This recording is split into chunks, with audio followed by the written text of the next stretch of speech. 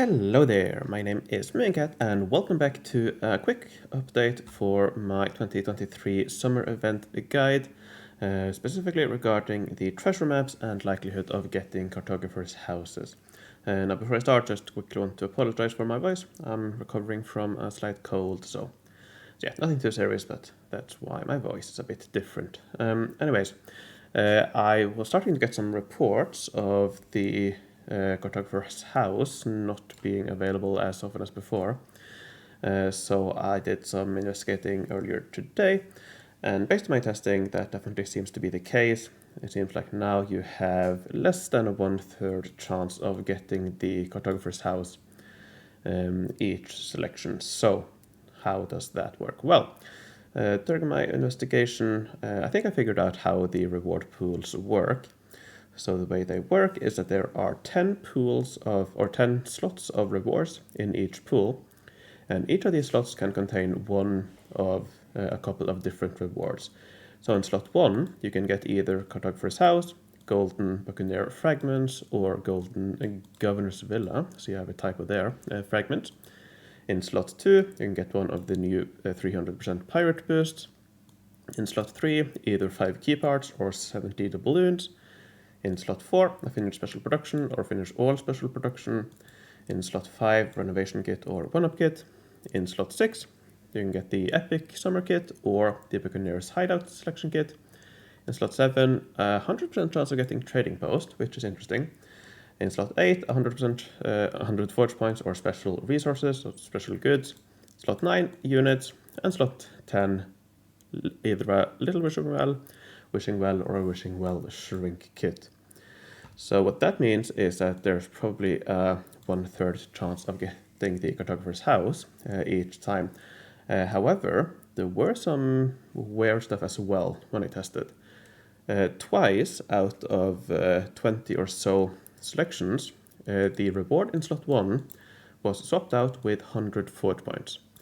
The first time, I think the reason for that is that the cartographer's house was available in the other slot that time. So I think that you can only get the cartographer's house once in each selection, so you can't get it in both slots. That's my speculation.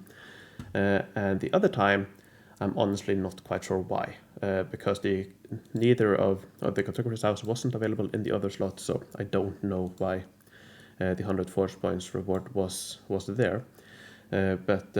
But yeah, so I think at most a 33% chance, but there seems to be some sort of, I don't know, weird stuff going on, where sometimes you get 100 forge points in that slot instead of one of these three. So I would say less than 1/3 chance of getting the cartographer's house each time, which is, well, definitely quite a bit lower than initially. Now, despite that, I do still think there are reasons to go for the treasure maps and to spend diamonds on them. One reason could be if you want to go for multiple trading posts, it actually seems like the cheapest way to do it. As I went over in my original video, where did I go over it here?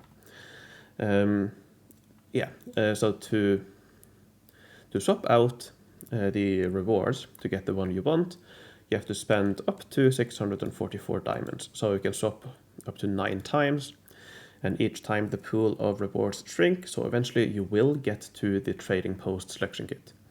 So up to 644 diamonds, but on average 200 diamonds to swap. You also need to spend 3,000 to actually claim those rewards. So in order to get 8 upgrade kits, you have to spend 1,600 plus, so 4,600 roughly to get 8 trading post upgrade kits on average. It could be more, could be less. So what that means is that to get 9 of these, you either get those 8 and 1 from grand prizes, the 9th one, or if you buy multiple of the 8 treasure maps, the average cost for 9 selection kits is just above 5,000 diamonds.